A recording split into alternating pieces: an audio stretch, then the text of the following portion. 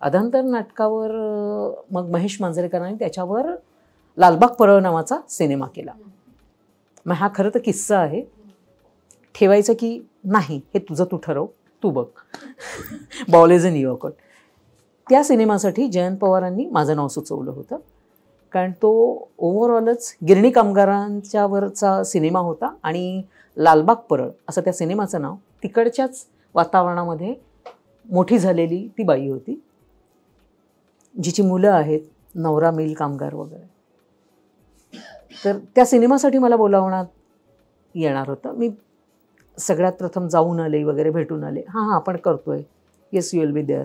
त्याच्यानंतर अचानक असं 5-6 महिन्यानंतर आपटेंसोबत जे मी काम करत होते कबड्डी, तर तेव्हा ते 2-4दा म्हणाले की यार नाही सिनेमाचं काम चालू. म्हटलं सर कुठला सिनेमा करताय? महेशचा.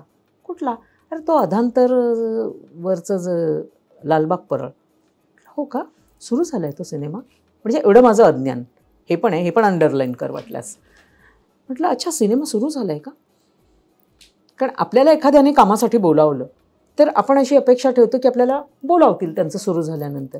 त्याला फॉलोअप करायचं किंवा अय्या सर तुम्ही मला बोलावलंच नाही आहेत, कधी आहे असं जे विचारायला होतं ते नाही जमलं मला. मी नाही केलं.